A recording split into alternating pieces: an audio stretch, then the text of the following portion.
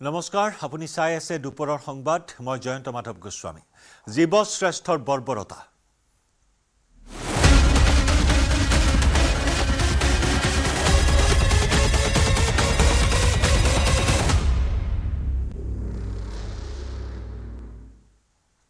একাংশ নিকৃষ্ট লোকৰ আক্ৰমণৰ বলি হৈ চিৰ দিনৰ বাবে কণা হল কলিয়াবৰৰ ঢেকিয়াপতীয়া বাঘটো বুধবাৰে দিনৰ ভাগত কলঙৰ পাৰত আশ্ৰয় লৈ থকা অৱস্থাত বন বিভাগৰ লোকৰ সন্মুখতে উদণ্ড লোকে শিল গুটি দলিয়াইছিল বাঘটোৰ গালৈ মানুহৰ শিলাবৰ্ষণ আৰু খেদাখেদিত আঘাতপ্ৰাপ্ত হৈছিল বাঘটো ফলত কলঙৰ পাৰতে নিশালৈকে অবগ হৈ পৰি আছিল বাঘটো আঘাতপ্ৰাপ্ত ঢেকিয়াপতীয়া বাঘটোক পহৰা দিছিল বনকৰ্মী আৰু স্থানীয় লোকে বহু চেষ্টাৰ অন্তত বৃহস্পতিবাৰে পুৱতি নিশা বন বিভাগে ট্ৰেংকুলাইজড কৰিবলৈ সক্ষম হৈছিল বাঘটোক পিছত বাঘটো পিঞ্জৰাবদ্ধ কৰি কাজিৰঙাৰ পানবাৰীৰ বন্যপ্ৰাণী উদ্ধাৰ আৰু পুনৰ সংস্থাপন কেন্দ্ৰলৈ প্ৰেৰণ কৰা হয় ইফালে কলিয়াবৰৰ বাঘ আক্ৰমণ কাণ্ডক তীব্ৰ গৰিহণা জনাইছে প্ৰকৃতি প্ৰেমীয়ে বন বিভাগৰ লোকৰ উপস্থিতিতে ৰাইজে কেনেকৈ বাঘক আক্ৰমণ কৰাৰ সুযোগ পালে তাক লৈ উত্থাপন হৈছে প্ৰশ্নৰ যে সময়ত বন্যপ্ৰাণী সংৰক্ষণৰ বাবে ঠায়ে ঠায়ে সজাগতা সৃষ্টিৰ চেষ্টা কৰি অহা হৈছে বন্যপ্ৰাণীৰ সুৰক্ষাৰ বাবে ভিন্ন সংস্থাই ভিন্ন উদ্যোগ গ্ৰহণ কৰি আহিছে তেনে সময়তে বাঘটোক আক্ৰমণ কৰা এই ঘটনাক সহজভাৱে ল'ব পৰা নাই প্ৰকৃতি প্ৰেমীয়ে আৰু এই মুহূৰ্তৰ ডাঙৰ খবৰ যে ৰাইজৰ আক্ৰমণৰ বলি হোৱা এই ঢেকিয়াপতীয়া বাঘটোৱে চিৰদিনৰ বাবে দৃষ্টিশক্তি হেৰুৱাবলগীয়া হৈছে এই খবৰ আহিছে এইখিনি মুহূৰ্তত প্ৰচণ্ড শিলাবৃষ্টি শিলাবৰ্ষণ ৰাইজৰ শিলাবৰ্ষণত গুৰুতৰভাৱে আঘাতপ্ৰাপ্ত বাঘটোক 12 ঘণ্টাৰ অন্তত ট্ৰেংকুলাইজড কৰি পিঞ্জৰাবদ্ধ কৰি CWRCলৈ প্ৰেৰণ কৰা হয় বৰ্তমান চিকিৎসা প্ৰদান কৰা হৈছে বাঘটো কিন্তু খবৰ আহিছে দুৰ্ভাগ্যৰ খবৰ যে বাঘটোৱে দৃষ্টিশক্তি হেৰুৱাই পেলাইছে আৰু এনেদৰে জীৱশ্ৰেষ্ঠই নৃশংসতা বৰ্বৰতাৰে আক্ৰমণ কৰিলে এই ঢেকিয়াপতীয়া বাঘটোক 3-4 মাহৰ পৰা এই ঢেকিয়াপতীয়া বাঘটোৱে বিচৰণ কৰি আছিল কলিয়াবৰৰ বিভিন্ন প্ৰান্তত অঞ্চললৈ বিচৰণ কৰি গৈছিল বাঘটোৱে ঘনে ঘনে স্থান সলনি কৰিছিল শেহতীয়াকৈ কলঙৰ পাৰত অৱস্থান কৰি আছিল এই বাঘটোৱে এটা ছাগলী নিধন কৰিছিল কালিৰ দিনটোত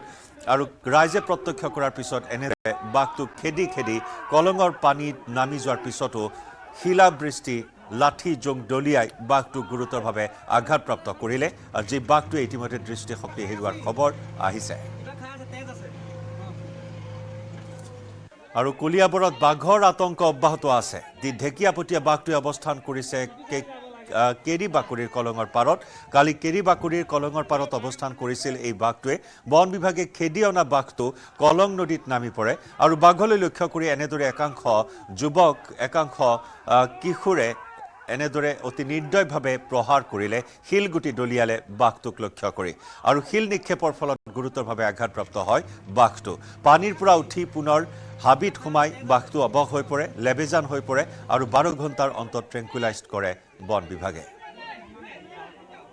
ট্ৰিটমেণ্ট কৰিবৰ কাৰণে আমি কৰিব লাগিব না তথাপি মুভমেণ্টটো আছে ডিফাৰেণ্টলি ট্ৰিটমেণ্টৰ কাৰণে আমি কি কৰিব লাগিব ডক্টৰৰ আমাক নিৰ্দেশত ভেটেনাৰী ডক্টৰৰ নিৰ্দেশত ৰেস্কিউ চেণ্টাৰত যদি লৈ যাওঁ বা এইটো এটা আছে আমি এইটো চেষ্টা কৰি চাওঁ মুভমেণ্টটো হৈ আছে এইটো ৰেষ্টে কৰি আছে দিনতো ৰেষ্ট পোৱা নাই বাঘটো তাৰ নৰ্মেল শ্লিপিং পজিশ্যনতো আছে এতিয়া চোৱা গৈছে তো এইটো যদি কণ্টিনিউ হয় এইটো আমি এটেম্পটো ল'ব পাৰোঁ আৰু আহিছে দৌৰিছে সংঘৰ্ষ এটা হৈছে আৰু তো এতিয়া ইভিনিঙৰ পৰা যেতিয়া হৈছে এতিয়া is in resting position good resting position doctor মতে যদি এখন এইটো কৰিলে আমি এতিয়া এইটো ল'ব পাৰোঁ এটেম্পটো ল'ব মানে ইয়াতে থাকোঁতে হেৰি হৈ ট্ৰিটমেণ্টটো হয় তাত ওচৰত গৈ আৰু এইটোতো এটা ডিচিশ্যন ল'ব লগা হ'ব বাট আমি গোটেই প্ৰিপেয়াৰটো হৈ আছোঁ আৰু বাকী নেট আৰু এইকেইটা বস্তু লাগিব এইটো সামগ্ৰীটো আনিব লগা হৈ আছে এইটো আহি আছে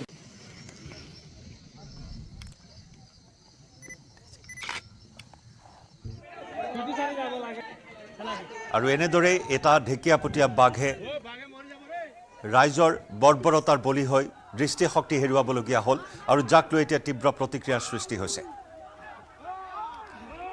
নিউজ ৰুমৰ পৰা আমাৰ ডেপুটি ইনপুট নিলয় ভট্টাচাৰ্যৰ সৈতে সংযুক্ত হৈছোঁ কলিয়াবৰৰ পৰা আমাৰ সাংবাদিক দিবাকৰ দাসৰ সৈতে সংযুক্ত হৈছোঁ আমাৰ ডেপুটি ইনপুট নিলয় ভট্টাচাৰ্যৰ সৈতে প্ৰথমে আহিব বিচাৰিছোঁ। নিলয়, এটা অতি দুৰ্ভাগ্যৰ বিষয় যে ৩-৪ মাহৰ পৰা যিকেইটা বাঘে কলিয়াবৰত আতংকৰ সৃষ্টি কৰি আছে, বন বিভাগে অতন্ত্ৰ প্ৰহৰীৰ দৰে নিৰাপত্তাৰ ব্যৱস্থাও কৰি আছে, কিন্তু তাৰ পিছতো এই দুৰ্ভাগ্যজনক ঘটনা সংঘটিত হ'বলৈ পালে, তাকো বন বিভাগৰ চকুৰ সন্মুখতে শিলগুটি দলিয়াই বাঘটোক চিৰদিনৰ বাবে দৃষ্টিশক্তি হেৰুৱাই পেলাবলৈ এনেদৰে ৰাইজে বৰ্বৰতা দাঙি ধৰিলে।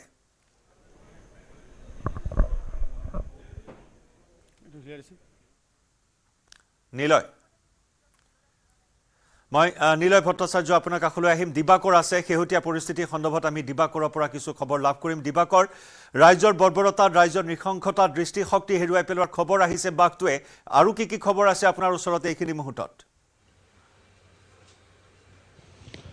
নিশ্চয়কৈ জয়ন্ত, কালি যিটো ঘটনা হ'ল যে এটা বাঘক কিদৰে নিৰ্মমভাৱে প্ৰহাৰ কৰা হ'ল, পানীত নামি যোৱা বাঘটোক ওপৰৰ পৰা একাংশই উদন্ত যুৱকে শিলগুটি, পাথৰ আৰু লাঠি জোং দলিয়ালে, য'ত বন বিভাগ আৰক্ষীৰ এটা বৃহৎ দল তাত উপস্থিত আছিল।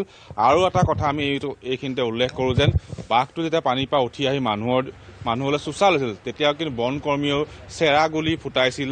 সেই চেৰা গুলি হয়তো বাঘৰ চকুত লাগিব পাৰে, দুটাকৈ গুলি তেওঁলোকে ফুটাইছিল। সেই সম্পূৰ্ণ সেই দৃশ্য কেমেৰাত আবদ্ধ হৈছে যে বাঘটোৱে কিছু চোচা লওঁতে বন বিভাগে দুটা চেৰা গুলি ফুটাইছিল। যি চেৰা গুলি মাটিত লাগিছে নে বাঘটোৰ চকুত লাগিছে, সেয়া তদন্ত কৰিলেহে পোহৰলৈ আহিব। তাৰ লগতে বন বিভাগ আৰক্ষীৰ উপস্থিতিত বাঘটোৰ ওপৰত প্ৰহাৰ কৰা হ'ল, যাৰ ফলত বাঘটো লেবেজান হৈ পৰিল। প্ৰায় 12 ঘণ্টাৰ পিছত ট্ৰেংকুলাইজ কৰি লৈ যোৱা হ'ল কাজিৰঙালৈ, পাণবাৰী যি বন্যপ্ৰাণী উদ্ধাৰ আৰু সংস্থাপন কেন্দ্ৰলৈ। কিন্তু এতিয়া শেহতীয়া তথ্য অনুসৰি বাঘটো এটা চকু গুৰুতৰভাৱে আঘাতপ্ৰাপ্ত হোৱাৰ বাবে দৃষ্টিশক্তি হেৰুৱাইছে, আৰু বাঘটোৱে হয়তো পুনৰ বনৰ মাজলৈ ঘূৰি নাযাওঁ বুলি সন্দেহ সৃষ্টি হৈছে প্ৰকৃতি প্ৰেমীৰ মাজত। জয়ন্ত, নিশ্চিতভাৱে এয়া প্ৰতিক্ৰিয়া ৰাইজৰ মাজত, প্ৰকৃতি প্ৰেমীৰ মাজত। দিবাকৰ, সংযুক্ত হৈ থাকক। আমাৰ ডেপুটি ইনপুট নিলয় ভট্টাচাৰ্যৰ কাষলৈ আহিছোঁ। নিলয়, অত্যন্ত এটা দুৰ্ভাগ্যৰ বিষয় যে ৩-৪ মাহৰ পৰা এই ঢেকীয়াপতীয়া বাঘে কলিয়াবৰৰ বিভিন্ন প্ৰান্তত আশ্ৰয় লৈ আছে, পশুধন নিধন কৰি আতংকৰ সৃষ্টি কৰি আছে, কাৰফিউ ঘোষণা কৰিছে বন বিভাগে, আৰু আটাইতকৈ ডাঙৰ কথা যে বন বিভাগৰ চকুৰ সন্মুখতে কলঙত এনেদৰে বাঘটোৰ ওপৰত বৰ্বৰভাৱে আক্ৰমণ চলালে একাংশ লোকে। জয়ন্ত, প্ৰথম কথা হ'ল যে লাজৰ কথা, অতি লাজৰ কথা যে মানুহে, জীৱশ্ৰেষ্ঠ মানুহ আমি নিজকে কওঁ, আমাৰ বৰ্বৰতাৰ বাবে আজি বাঘটো কণা হৈছে।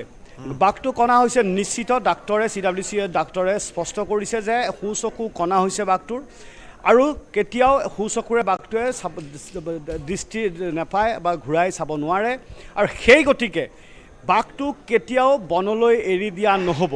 মানে বাঘটো আৰু এতিয়াৰ পৰা বাঘটো কেতিয়াও নিজৰ ঘৰলৈ বা হাবিখনলৈ উভতি যাব নোৱাৰিব, কাৰণ কণা বাঘ এটাক ডাক্তৰে বা CWRCয়ে হাবিলৈ এৰি দিব নোৱাৰে, কাৰণ সম্পূৰ্ণভাৱে সুস্থ নহয় বাঘটোৱে।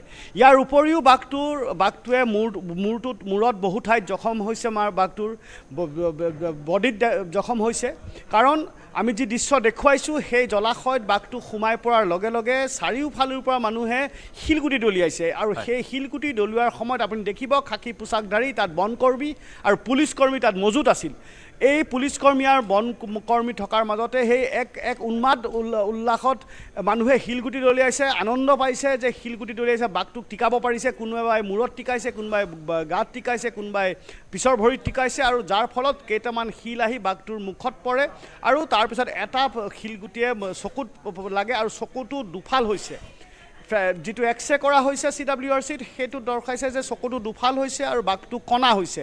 তাৰ পিছতো কিন্তু বাঘটোক এৰি দিয়া নাই। বাঘটো উঠি অহাৰ পিছতো বাঘটোক আক্ৰমণ কৰা হৈছে। সেই কলঙৰ পৰা জখলাবন্ধলৈ গৈ চুচৰি বাগৰি তাত গৈ ক্লান্ত হৈ পৰি তাৰপিছত বাঘটোক ট্ৰেংকুলাইজ কৰি লৈ যোৱা হ'ল। এটা বাঘৰ বাবে কাৰফিউ দিয়া হ'ল, এটা বাঘৰ বাবে JCB বা এক্সকেভেটৰ আনি পেলাই বাঘটোক খেদা হ'ল, এটা বাঘৰ বাবে পথবোৰ বন্ধ কৰি দিয়া হ'ল, বম ফুটোৱা হ'ল, ফটকা ফুটোৱা হ'ল, আৰু তাৰপিছত অৱশেষত বাঘটোক কালি ট্ৰেংকুলাইজ কৰি আজি CWCRCত লৈ যোৱা হ'ল। কিন্তু ফলত কি অৱস্থা বাঘটো কণা হ'ল, এটা চকু নেদেখা হ'ব, বাঘটো উভতি কেতিয়াও যাব নোৱাৰিব।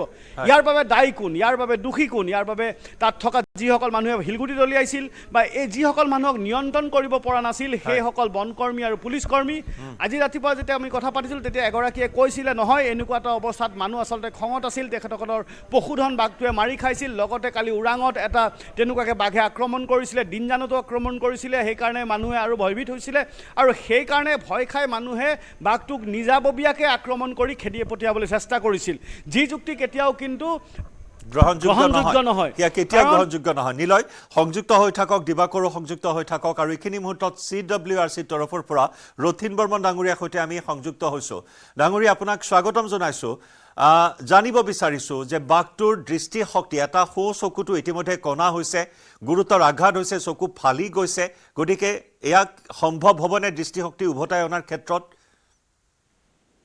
এটা চকু পাৰ্মানেণ্টলি ডেমেজ হৈ গৈছে গতিকে আৰু সেইটো চকু কেতিয়াও ভাল কৰিব নোৱাৰি আৰু এটা চকুৰে বাঘটো কেতিয়াও জংঘলত ঘূৰাই পঠাব নোৱাৰি গতিকে এই বাঘটোৱে এইটো পাৰ্মানেণ্টলি বন্দিত্বৰ মাজত যাব লাগিব আৰু আমি পুনৰ তাক জংঘলত ঘূৰাই পঠাব নোৱাৰিম হয় এতিয়া CWRCতে ৰখা হ'ব হয় CWRC ৰখা হ'ব এই ক্ষেত্ৰত মই আৰু এটা ক'ব খুজিছোঁ আজি মোৰ মানুহ হিচাপে লাজ লাগিছে আৰু খং উঠিছে নিশ্চয় মানে খং উঠিছে কিয় আমি গোটেই বাঘটোক বচাব নোৱাৰিলো এইটো মৰাৰ নিচিনা একেই গতিকে এটা জীৱন্ত এনিমেল আমি তাক বনত থকা এনিমেল আমি বনত তাক ঘূৰাই পঠাব নোৱাৰিম এইকাৰণে খং উঠিছে যিটো আমি মানুহে কৰিছোঁ আৰু 2 নম্বৰতে আমি মানুহে লাজ এইকাৰণে লাগিছে যে আমি জীৱশ্ৰেষ্ঠ বুলি কওঁ আমি আমাৰ নিজৰ ফটা ঢোলটো আমি নিজেই বজাই থাকোঁ যে আমি জীৱশ্ৰেষ্ঠ গতিকে আজি মোৰ লগা নাই যে আমি জীৱশ্ৰেষ্ঠ আমি চবতকৈ অধম জাতি এই পৃথিৱীত খুব লাজ লাগিছে এই কথা নিশ্চয় অতিকৈ লজ্জিত মানুহ হিচাপে অতিকৈ লজ্জিত সকলোৱে এই দৃশ্য দেখাৰ পিছত সেইখিনি অনুভৱে কৰিছে আপুনি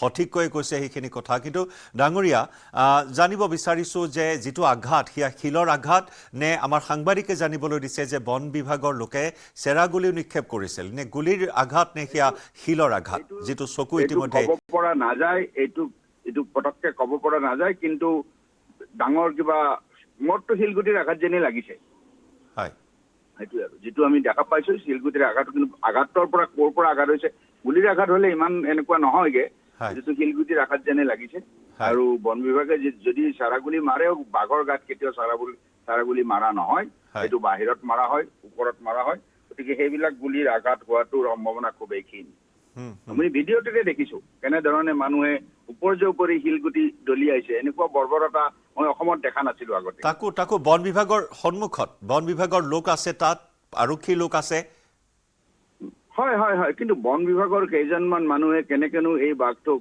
ইমান ডাঙৰ মহবৰ পৰা বচাব এইটো এটা চিন্তনীয় বিষয় গতিকে এই আমি মানুহ হিচাপে আমাৰ দায়িত্ব নাই জানো আমি সদায় কোনোবা বন বিভাগ কোনোবা পুলিচৰ ওপৰতে ডিপেণ্ডেণ্ট থাকিম জানো আমাৰ মানুহ হিচাপে দায়িত্ব নাছে জানো আমি জীৱশ্ৰেষ্ঠ বুলি কওঁ নিশ্চয় মই সেইকাৰণে খুব লাজ লাগিছে আজি নিজকে কিন্তু যদি চোৱা হয় ডাঙৰীয়া বন বিভাগৰ বহুখিনি অকৰ্মণ্যতাৰ ছবিখন কিন্তু এনেদৰে দেখিবলৈ পোৱা যায় হাতী মানুহৰ সংঘাতৰ ক্ষেত্ৰতে হওক বাঘ মানুহৰ সংঘাতৰ ক্ষেত্ৰতে হওক 3-4 মাহ ধৰি বাঘটোৱে আতংকৰ সৃষ্টি কৰি আছে গতিকে এই ক্ষেত্ৰত বাঘটোৰ সুৰক্ষাৰ ক্ষেত্ৰত প্ৰশাসন কিছু সষ্টম হোৱাৰ প্ৰয়োজনীয়তা আছিল ডেফিনেটলি এইটো প্ৰশাসন বুলি ক'লে এটা ডাঙৰ মেচিনাৰীক বুজোৱা হয় বন বিভাগ জাষ্ট তাৰ এটা পাৰ্টহে জাষ্ট এটা অংশহে বন বিভাগৰ 4জন বা 5জন মানুহে এনেকুৱা এটা সমস্যা সমাধান কৰিব নোৱাৰে কাৰণ এনেকুৱা সমস্যাত মই নিজে পাৰ্চনেলি বহুতবাৰ থাকি পাইছোঁ কিন্তু গোটেই প্ৰশাসন যন্ত্ৰটোক আমি ইউজ কৰিব পাৰিলোঁ নে নাই এই ক্ষেত্ৰত মোৰ তাত এটা প্ৰশ্ন ডেফিনেটলি হ'ব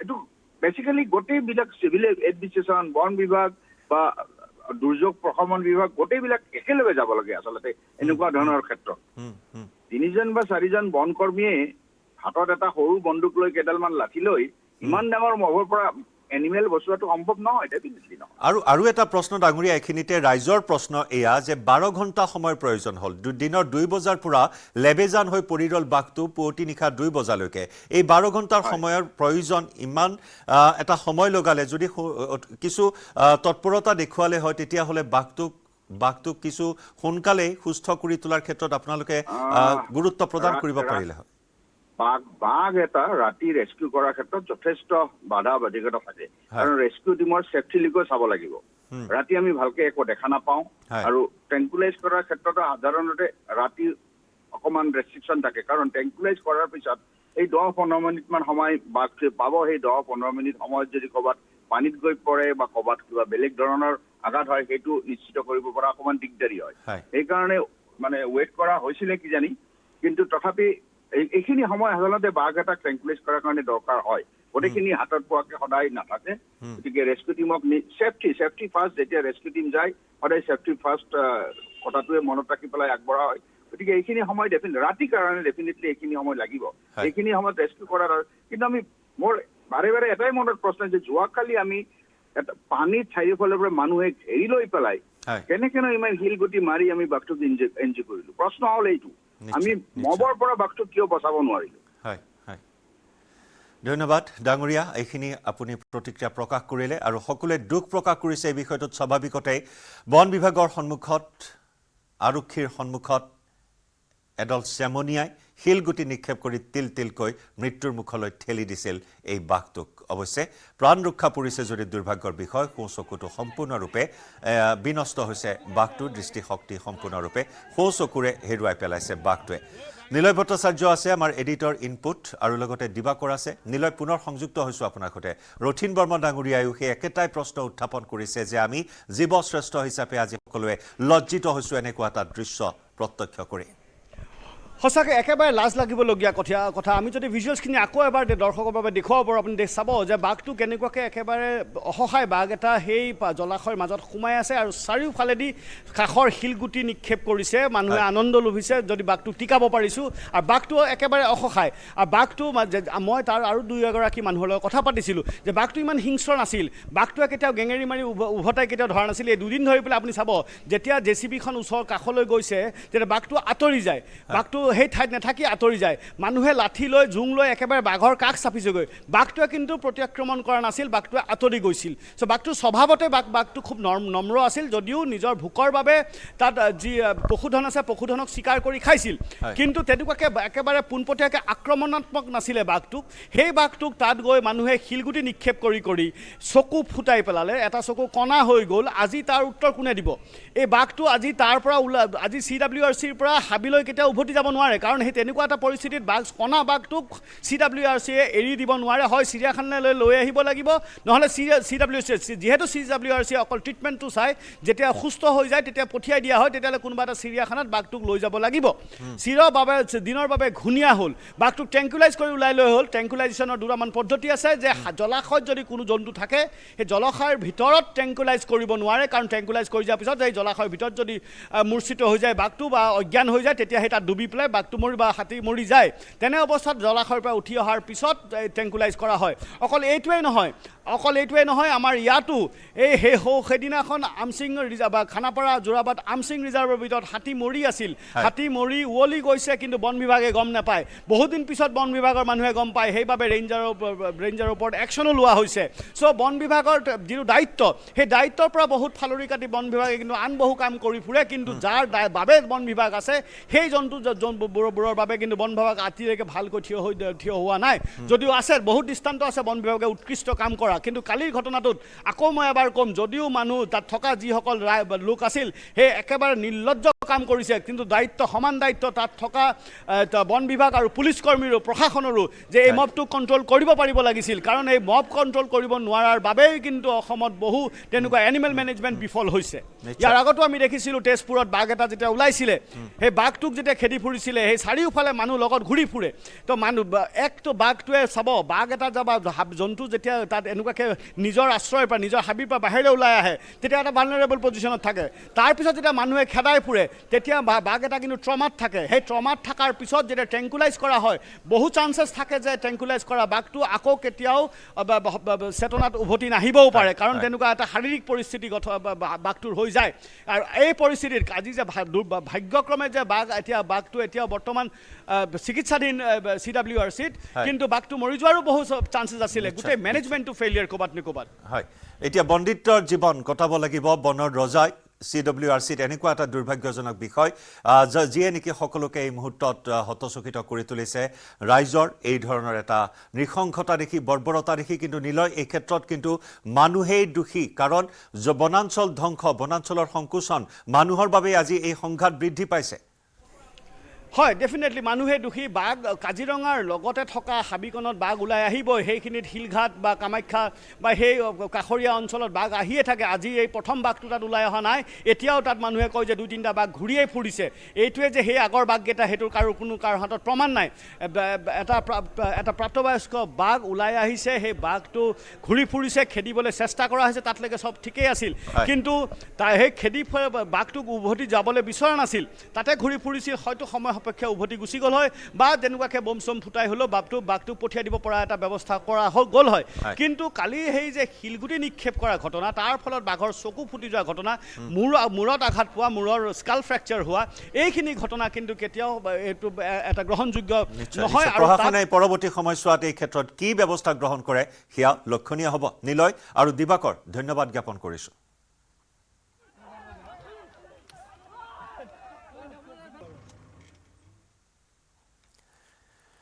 মৰিয়নিৰ গিবন অভয়াৰণ্যৰ সমীপত আবদ্ধ পোৱালিসহ 6টা বন্যহস্তী ইটাভাটাৰ গাঁতত পৰি আবদ্ধ হৈ পৰে পোৱালিসহ 6টাকৈ বন্যহস্তী গিবন অভয়াৰণ্যৰ পৰা খাদ্যৰ সন্ধানত ওলাই অহা হাতীৰ জাকটো নিশা দুৰ্ঘটনাবশতঃ গাঁতত সোমাই যায় প্ৰায় 40-50টা হাতীৰ জাকে নিশা মৰিয়নিৰ চিনাতলি দিহিঙীয়া গাঁৱত প্ৰৱেশ কৰিছিল সমীপতে থকা ইটাভাটাৰ গাঁতত পৰি যোৱা 6টা হাতীৰ ভিতৰত 2টা হাতী পাৰলৈ উঠি আহিবলৈ সক্ষম হয় যদিও 4টা হাতী গাঁততে আবদ্ধ হৈ আছিল পুৱাৰ ভাগত বন বিভাগে হাতীকেইটাক গাঁতৰ পৰা উদ্ধাৰ কৰিবলৈ সক্ষম হয়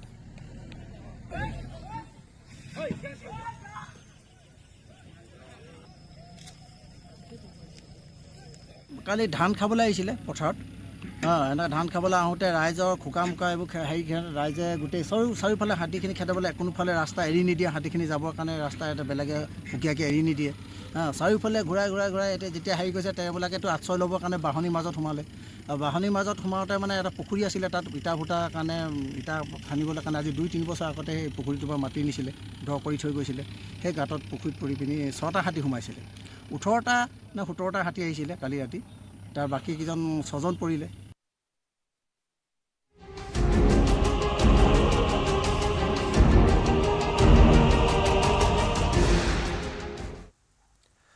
মহানগৰীৰ পাঞ্জাবাৰীত মৰেল পুলিচিঙৰ বলি হোৱা তাইজুল আহমেদ এজন ড্ৰাগছ আসক্ত যুৱক ড্ৰাগছ কিনিবলৈ টকাৰ অভাৱ হোৱাত মোবাইল চুৰি কৰাৰ সন্দেহ আৰক্ষীৰ এজন ৰিক্সাৱালাৰ পৰা আন এজন যুৱকৰ সৈতে মিলি চুৰি কৰিছিল মোবাইল ফোন আনটো চুৰে মোবাইলটো লৈ ঘটনাস্থলীৰ পৰা পলাই যাবলৈ সক্ষম হয় যদিও স্থানীয় ৰাইজে কৰায়ত্ব কৰে তাইজুলক কৰায়ত্ব কৰাৰ পিছতে চৰ গোৰ ঘোষা লাঠিৰে আক্ৰমণ কৰিছিল তাইজুলক পিছত আৰক্ষীয়ে তাইজুল আহমেদক উদ্ধাৰ কৰি GMCHত ভৰ্তি কৰোৱায় উল্লেখযোগ্য যে 2 মাহ পূৰ্বেও চুৰিৰ অভিযোগত জেললৈ গৈছিল তাইজুল আহমেদ হোটেল মেনেজমেণ্টৰ ছাত্ৰ তাইজুল ইফালে তাইজুলৰ বিৰুদ্ধে কোনো গোচৰ ৰুজু নোহোৱাত মুকলি কৰি দিয়ে দিছপুৰ আৰক্ষীয়ে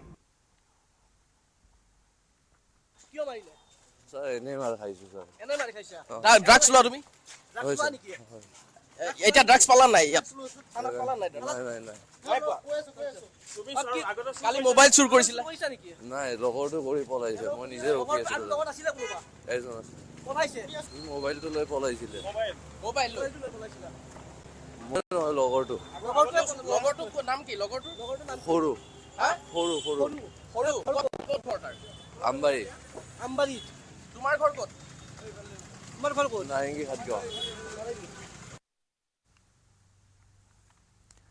ঢেকিয়াজুলিৰ নাৰায়ণপুৰত পথ দুৰ্ঘটনা গুৱাহাটী অভিমুখী ট্ৰেভেলাৰে মহতিয়াই নিলে এজনক এই দুৰ্ঘটনাত থিতাতে মৃত্যু সাগৰ দাস নামৰ যুৱকজনৰ দুৰ্ঘটনাত গুৰুতৰভাৱে আহত 3জন আহত কীৰ্তি ডেকা প্ৰীতম ডেকা আৰু পলি দেৱী আহত 3ওকে সংকটজনক অৱস্থাত TMCHলৈ প্ৰেৰণ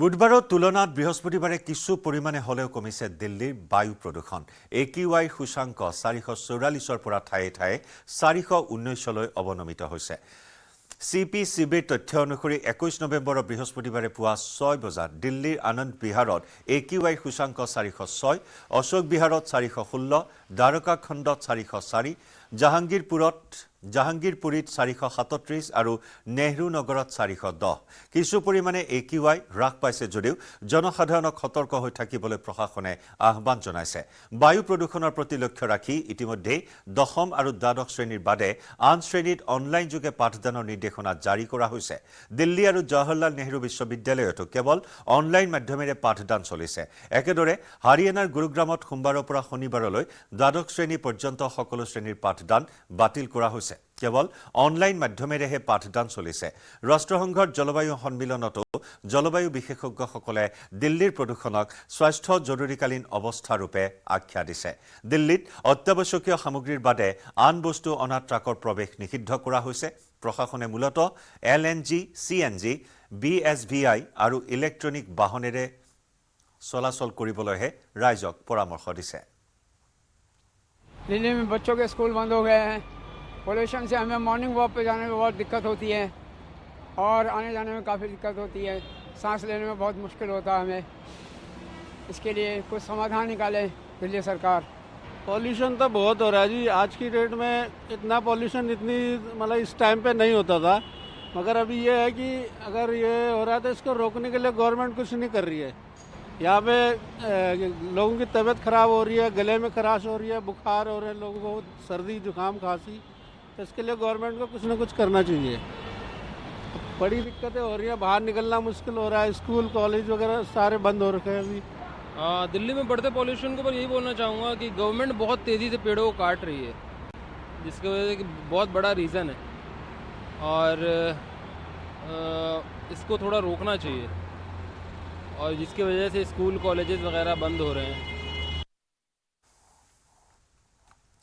ভিয়েটনামত অনুষ্ঠিত হোৱা একাদশ এছিয়ান প্ৰতিৰক্ষা মন্ত্ৰীৰ বৈঠকত ৰাজনাথ সিঙৰ অংশগ্ৰহণ প্ৰতিৰক্ষা মন্ত্ৰীজনে ভিয়েণ্টিয়ান লাও পিডিআৰত অনুষ্ঠিত হোৱা বৈঠকত ভাষণ প্ৰদান কৰে যুদ্ধৰ পৰিৱৰ্তে আন্তঃৰাষ্ট্ৰীয় সমস্যাসমূহ ভাৰতে আলোচনাৰ মাধ্যমেৰে সমাধান কৰিব খোজে বুলিও মন্তব্য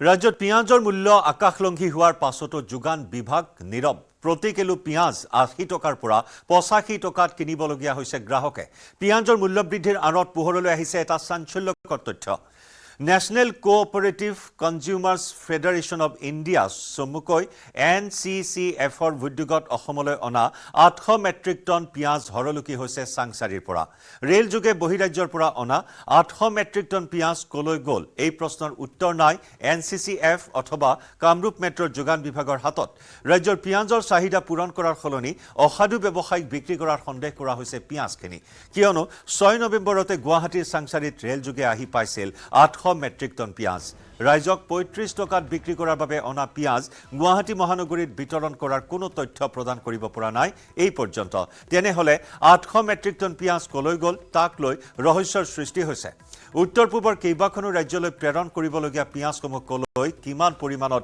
প্ৰেৰণ কৰিলে সেই বিষয়ে তথ্য প্ৰদানৰ পৰা বিৰত আছে NCCF নামৰ ভাৰত চৰকাৰৰ অধীনস্থ সংস্থাটো ইফালে ঢাল তৰোৱালবিহীন যোগান বিভাগৰ বিষয়ববীয়াসকলে গম নাপায় কলৈ গ'ল ৮০০ মেট্ৰিক টন পিঁয়াজ ফাঁচী বজাৰৰ একাংশ ব্যৱসায়িক পিঁয়াজসমূহ বিক্ৰী কৰাৰ তথ্য লাভ কৰা হৈছে এই সম্পৰ্কত যোগান বিভাগে ৰহস্যজনকভাৱে কোনো ব্যৱস্থা গ্ৰহণ কৰা নাই বা জবাবদিহি কৰা নাই NCCF নামৰ ভাৰত চৰকাৰৰ অধীনস্থ সংস্থাটো কোনো ধৰণৰ জবাবদিহি কৰা নাই এই পৰ্যন্ত যোগান বিভাগে উল্লেখযোগ্য যে নিত্য ব্যৱহাৰ্য খাদ্য সামগ্ৰী সুলভ মূল্যত জনসাধাৰণক যোগান ধৰাৰ বাবে কেন্দ্ৰীয় চৰকাৰে দায়িত্ব প্ৰদান কৰে NCCFৰ দৰে সংস্থাক